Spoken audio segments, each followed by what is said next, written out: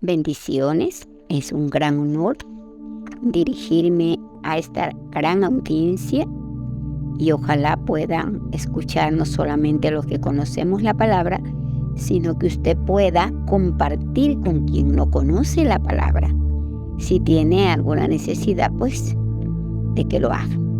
Bueno, hoy vamos a meditar sobre la palabra permanecer, que significa quedar, subsistir, resistir.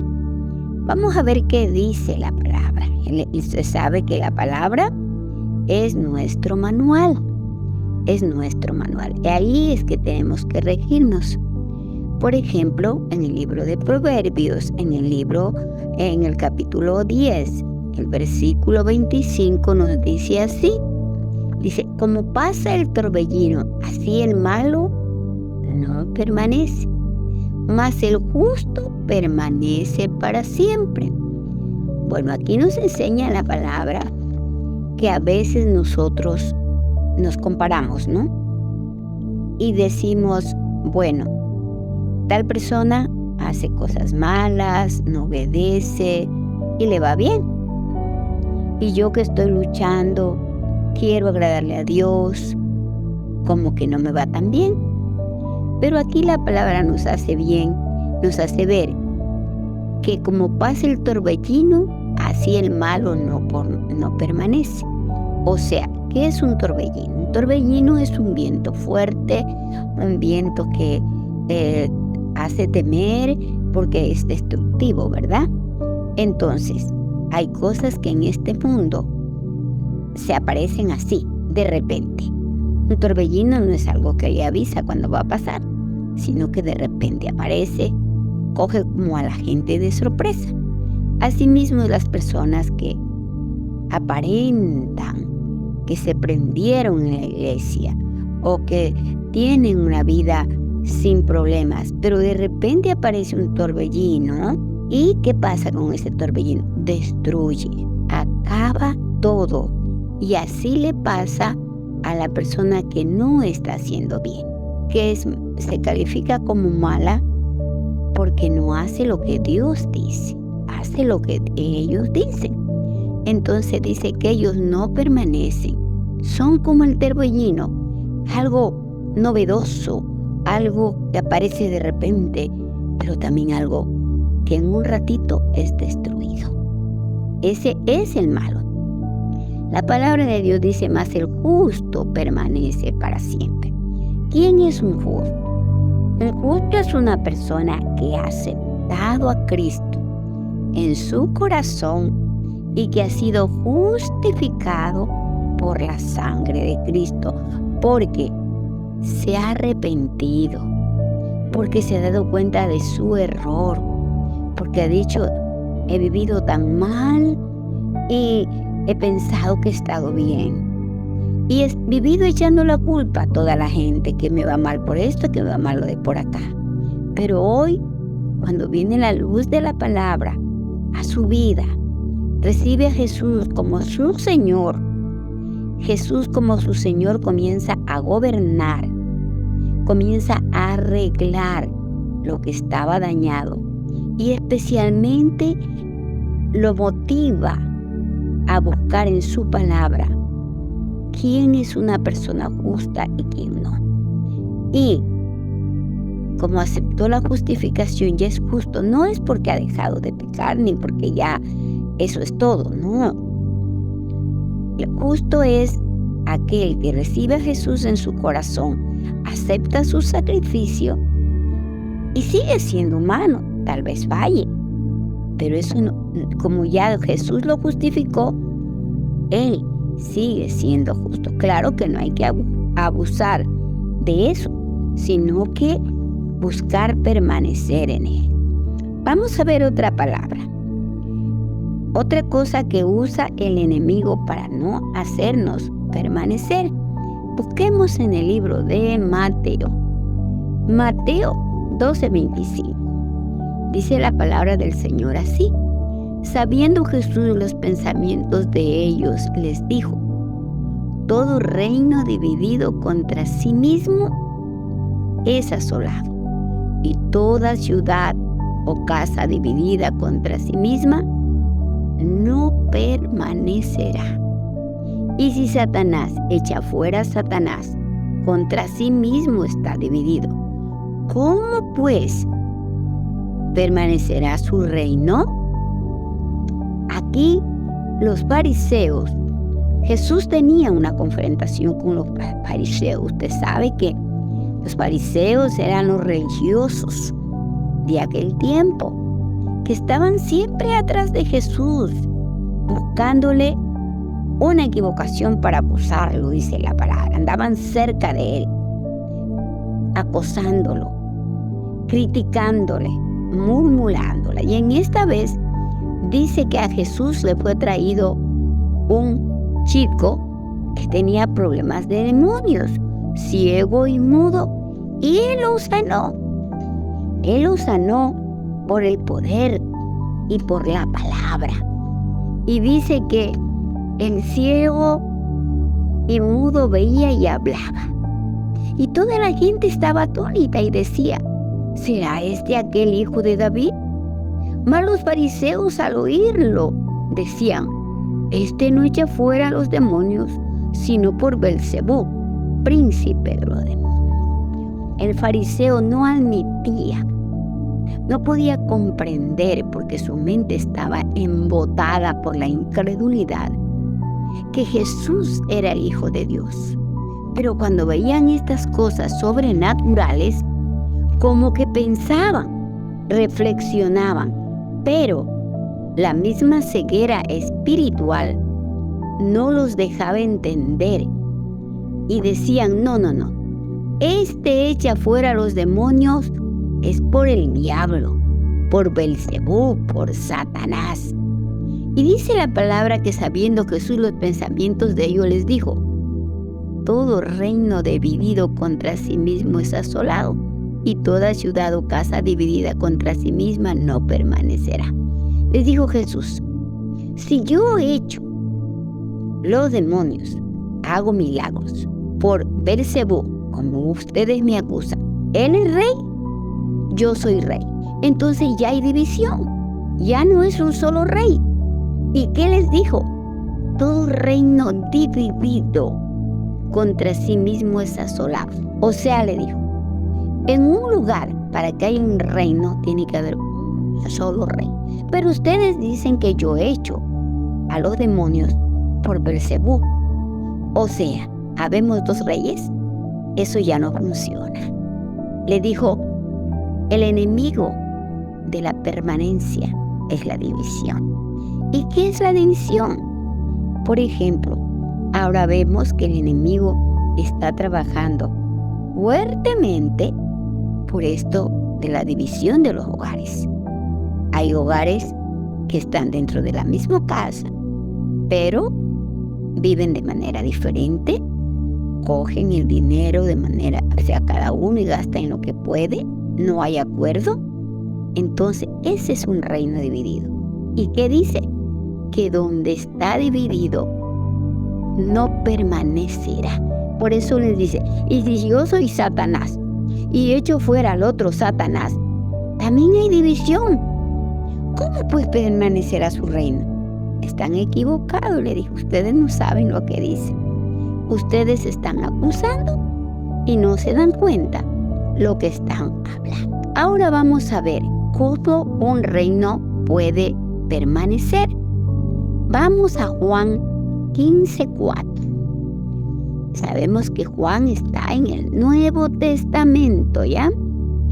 Estas enseñanzas las estaba dando Jesús, el Hijo de Dios. Sabemos que cuando Jesús estuvo aquí en la tierra, Él se preocupó de tener 12 discípulos. ¿Quiénes eran sus discípulos? Sus discípulos eran las personas que permanecían con Él noche y día. Dormían con Él, pasaban con Él. Por eso Él solo los tuvo 3 años, porque Él sabía que no iba a tener más tiempo. Entonces se dedicó por entero. Dice la palabra que ellos dejaron todas sus casas, sus hogares, sus profesiones, sus trabajos, para seguir a Jesús y para ser instruidos y formados como discípulos. Déjeme decirle que si usted no se deja formar como discípulo, no va a permanecer. Nosotros tenemos muchos ejemplos dentro de nuestra congregación. Ha habido mucha gente que por no aceptar un discipulado ya no está. Porque el discipulado es la base. Y Jesús les dijo a sus discípulos: permaneced en mí y yo en vosotros. Como el pámpano no puede llevar fruto para sí mismo si no permanece en la vid, así tampoco vosotros si no permanecen en mí. Jesús le estaba haciendo una comparación, que era el pámpano. El pámpano era un árbol, era un fruto. Y decía: si ustedes no están pegados, incrustados como una rama pegado al tronco, no van a permanecer. Y es lo peor, no van a poder llevar fruto. La gente que no permanece no da fruto. Y también le dice: por eso es necesario que permanezcas en mí. En el 5 dice: yo soy la vid, vosotros los pámpanos. El que permanece en mí y yo en él, éste lleva mucho fruto, porque separados de mí nada podéis hacer. Él hizo una ilustración. Recordemos que el mejor maestro de maestros ha sido Jesús, porque él usó todos los métodos habidos y por haber para que la gente entienda. Esto ya no era una parábola, esto era una ilustración, un ejemplo. Y dijo: yo soy la vid, yo soy el árbol de las uvas. Vosotros los pámpanos, las ramas. El que permanece en mí y yo en él, este lleva mucho fruto, porque separados de mí nada podéis hacer. Yo le hago un ejemplo. Usted tiene un arbolito cualquiera en el patio de su casa y de repente una rama se desgaja por el viento o alguien la arranca. ¿Qué pasa? Esa rama se quema, se seca inmediatamente, ¿verdad que no? Aparentemente, cuando recién se desgaja, tiene sus hojas verdes. Parece que no le ha pasado nada, pero conforme va pasando el tiempo, se va secando. Se va secando hasta convertirse en algo que no vale, que sirve para la leña. Así es la vida del discípulo. Cuando se separa de la vid de Jesucristo, todo está bien, no hay problema, no me ha pasado nada, sigo trabajando, sigo prosperando, sigo viviendo.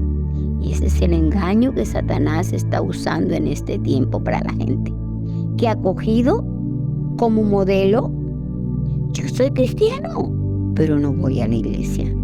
Yo soy cristiano, leo la Biblia. Yo soy cristiano, yo oro en mi casa. ¿Por qué tengo que ir a una iglesia?